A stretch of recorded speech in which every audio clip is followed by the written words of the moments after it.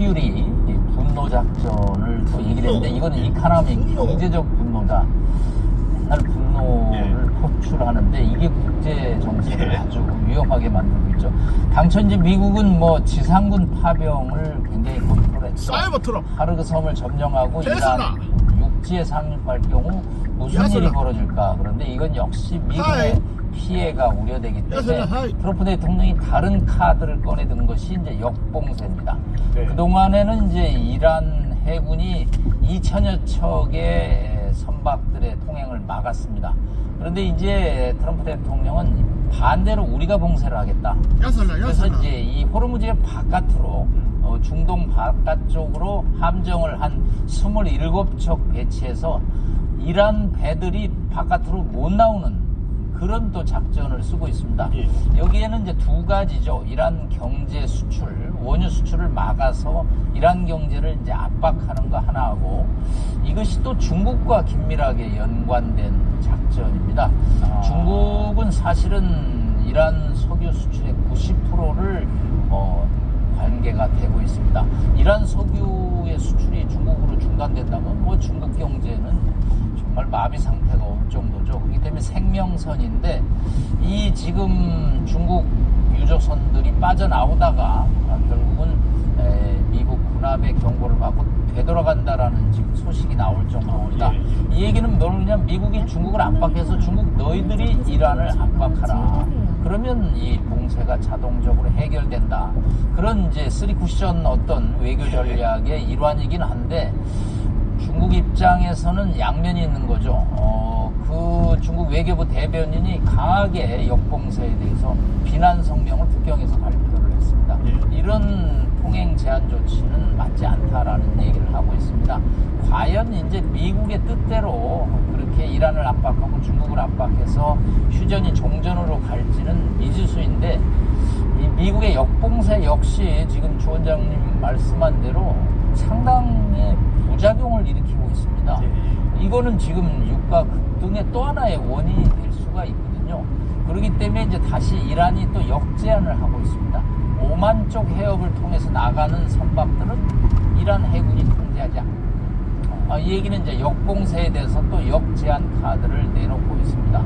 하여튼 뭐 지상군 파병 대신에 새로운 카드를 해놨는데 이 경제적 압박 카드는 군사적 압박 카드하고 달리 전 세계 경제의 주름살을 가져오기 때문에 과연 미국도 잘하고 있느냐에 대해서 여러 가지 반신반의 보고 있습니다.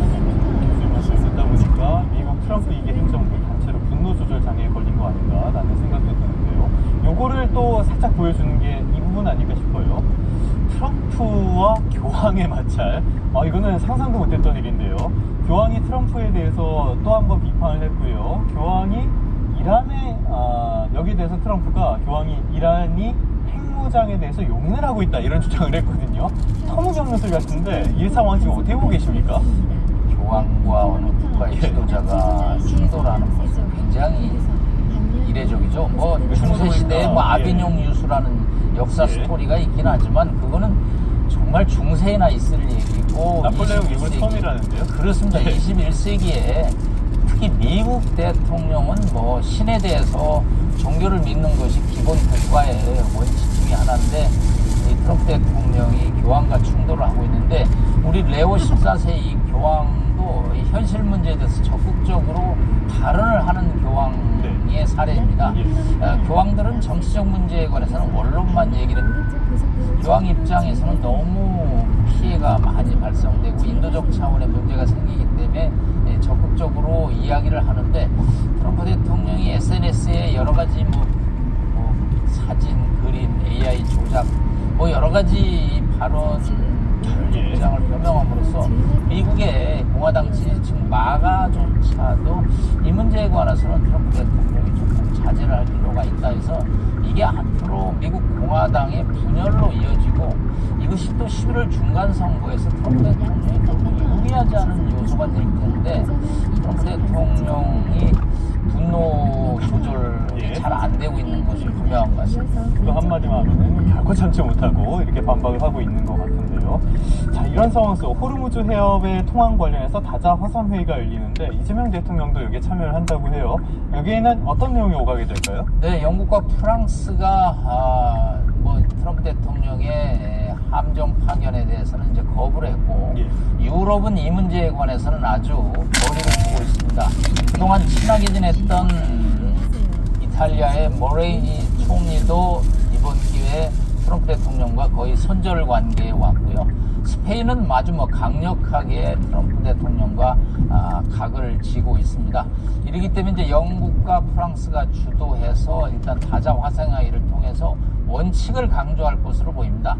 무력 충돌에 관해서는 양측의 자제고요. 예. 일단 가장 지금 힘든 문제가 경제적인 문제이기 때문에 호르무즈에 대해서 문제를 해결하라는 국제사회의 이제 메시지인데, 이거는 꼭 이란에 대한 압박만은 아니고요. 트럼프 대통령에 대한 일종의 요청이죠. 강한 프레셔가 될 수가 있습니다. 물론 트럼프 대통령이 이 국가들이 요구를, 화상회의 요구를 수용할 가능성은 높지 않지만, 그래도 국제사회의 목소리를 전달함으로써 뭔가 이란과 미국이 이제는 전쟁 피로감으로 전 세계가 문제가 직면하고 있기 때문에 자제를 하는데, 이제 이재명 대통령이 다음 주에 이제 아시아 또 방문이 이루어지는 상황에서 화상으로 우리도 입장을 표명할 것으로 보입니다.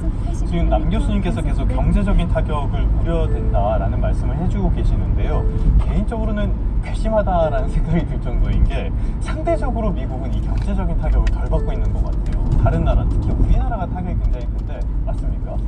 맞습니다. 미국은 경제 성장률이 올해 아무리 못해도 2%는 훨씬 넘어갈 거로 생각이 되거든요. 그러니까 우리나라는 올해 잘해야 추경을 풀었어도 2%가 될까 말까인데, 또 한국은 원래 미국보다는 경제 발전이 좀 낮으니까 사실 우리나라 성장률이 미국보다 더 높은 게 정상입니다. 그래야죠. 그러니까 가장 큰 원인은 돈을 많이 풀었던 것 같아요. 재정 정책. 그리고 파월이 금리를 인하 안 한다고 트럼프가 막 욕을 해도 금리 그동안 인하한 효과가 누적돼서 나타나는 것 같고, 결정적인 이유는 이번 위기에서 비껴가는 게, 미국은 에너지 수출국입니다. 그러다 보니까 사실 WTI 가격이 높긴 하지만 분명 휘발유 가격이 높다고는 하지만 크게 문제는 없어요. 타격을 상대적으로 덜 받는다. 그래서 이게 강달러를 위한 트럼프의 어떤 고려지 않을까. 왜냐면 강달러가 되면 부채 문제가 많이 해소가 되고, 또 그런 미국 내 물가도 안정시킬 수 있거든요. 약달러긴 하지만 최근에 그런 또 그렇게 해석하시는 분들도 좀 있습니다. 본부장님의 약간 분노 같은 걸 느낄 수 있었는데요. 자, 지금 와닿는 것들, 많은 분들이 이 부분은 체감을 하고 계실 것 같습니다. 항공권에 부과되는 유류 할증료, 이게 최고 단계로 치솟았다고 하고요. 전반적으로 상황을 보니까는 조만간 항공교통이 이러다 마비되는 거 아니냐라는 우려도 있는 것 같아요. 지금 상황 우리가 어떻게 받아들여야 됩니까? 두 번째부터 말씀드리는데, 항공유가 없다는 거죠. 그러니까 우리나라가 사실 세계 시장에 항공유를 엄청 공급하고 있다고 저도 몰랐는데, 근데 원유를 받아야 항공유를 만들든지 말든지 할 거 아닙니까? 그러니까 우리가 원유를 수입해서 팔아야 되는데 그게 안 되고 있다. 그러니까 우리나라 비행기한테 우리나라 국적사들한테 우선적으로 공급하고 다른 나라 쪽 공급 안 할 수가 있는데, 근데 그거는 약간 좀 과장된 것 같아요. 왜냐하면 WTI도 많이 생산이 되고 그쪽에서 또 만들 수도 있거든요. 그러다 보면은 항공기가 항공이 중단됐는가 이런 건 없을 거고, 다만 워낙 지금 비용이 높다 보니까 간편들은 많이 하고 있어요. 그리고 이제 여름 성수기거든요. 수요는 몰리고 그 다음에 공급은 줄고 이러면 가격이 폭등할 수가 있고, 또 이제 말씀하신 유류 할증료는 뉴욕 기준으로 우리나라에서 편도는 56만 원인데, 우리가 뉴욕에 편도로 가는 사람이 몇 명 안 되죠. 그렇죠. 왕복으로 잡아야 되죠. 왕복으로는 112만 원인데, 이게 혼자 뉴욕에 놀러 가는 사람 없잖아요, 거의.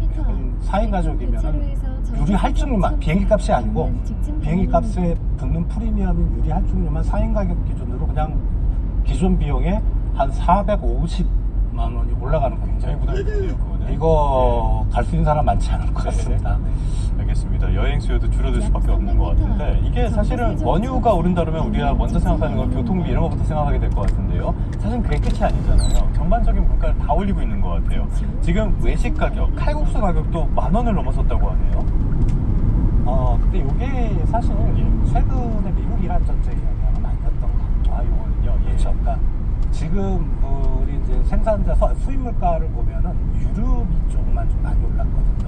나머지 공업 제품은 오르긴 했지만 많이 안 올랐고 서비스도 안정돼 있고. 그러니까 지금 칼국수 10,000원 넘었다는 건 기존에 어떻게 보면 러시아 우크라이나 전쟁 이후부터 원재재 가격이 올랐지만 계속 좀 끈끈하게 물가가 가던 상황이고, 이제 그게 한 1, 2년의 파급을 거쳐서 이제 인건비까지 올라가는 거거든요. 네, 그런 상황이 됐고, 지금 이 사태가 이제 몇 달 후에는 거기다 얹혀지는 거죠. 그렇겠네요. 그러면 칼국수가 10,000원이 아니고 정말 뭐 15,000원까지도 지금 갈 수 있는 상황입니다. 알겠습니다. 지금 우리도 물가 비상이 굉장히 우려되는 그런 상황이라고밖에 볼 수가 없겠는데요. 그렇기 때문에 결국에는 원점으로 돌아와서 전쟁이 빨리 끝나는 수밖에 없을 것 같은데, 일단은 트럼프가 계속 얘기하고 있는 게 이번 주말에도 만날 수 있을 것이다, 이런 이야기를 하고 있단 말이죠. 전망은 어떻게 보십니까? 네, 만나야 됩니다. 예. 휴전 데드라인이 21일 다음 주 월요일이기 때문에 이번 주말에 어떻게든지 만나서 최소한 논의를 하고, 안 되면 휴전 기간을 연장하는 그런 논의가 이루어져야 됩니다. 아까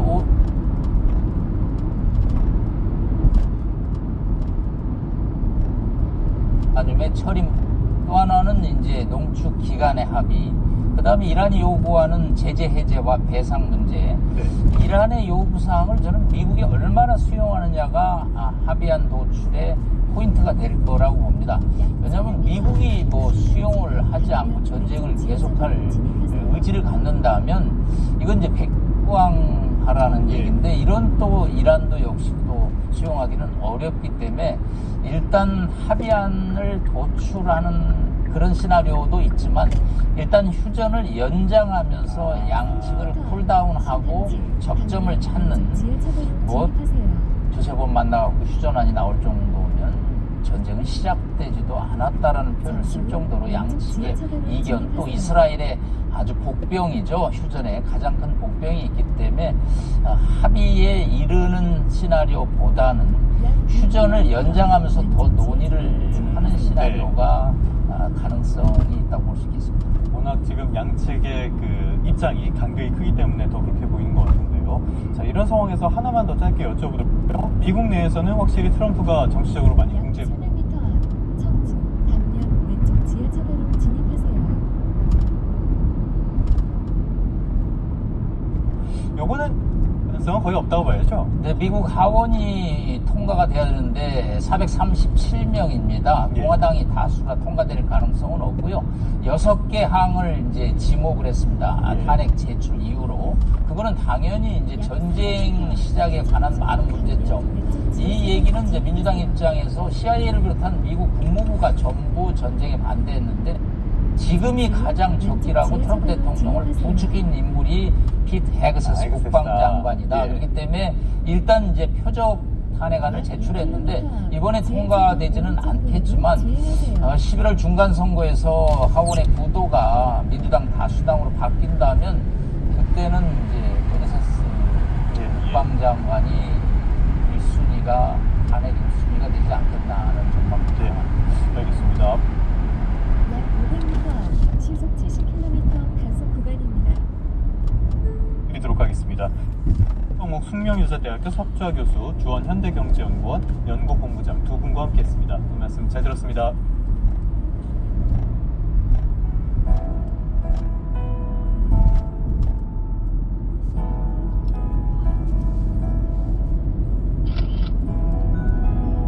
평균 시속 70km 단속 구간 주행 중입니다.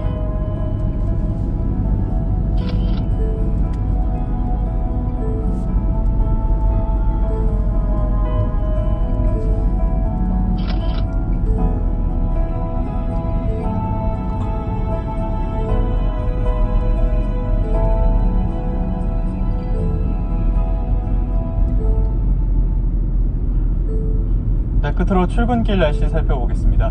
네, YTN 야외 스튜디오 연결합니다. 정수영 캐스터. 네, 정수연입니다. 네, 오늘은 충청 이남에 봄비 소식도 있다고요. 주행하세요. 네, 오늘은 충청과 남부 또 제주도에 봄비가 내리겠는데요. 비가 내리면 최근 이어지던 고온 현상도 주춤하겠습니다. 서울은 비 대신 하늘빛만 흐리겠지만 낮 기온이 21도에 그치는 등 어제보다 6, 7도 정도 낮아지겠습니다. 네, 제주도를 중심으로는 강풍을 동반한 강한 비가 예상돼서 주의가 필요하다고요. 주의하세요. 네, 제주도는 오늘 돌풍과 벼락을 동반한 요란한 비가 예상됩니다. 현재 제주 산간에는 호우 예비특보가 내려진 가운데 시설물 관리와 안전사고에 각별히 유의하셔야겠습니다. 현재 비는 제주도와 전남 해안을 중심으로 내리고 있습니다. 오전부터 낮 사이에는 충청과 남부지방으로 비가 확대되겠습니다. 제주 산간에는 내일까지 최대 100mm 이상, 제주도에도 최대 80mm의 봄호우가 쏟아지겠습니다. 또 전남과 경남에도 최대 60mm의 봄비치고 많은 양의 비가 내리겠습니다.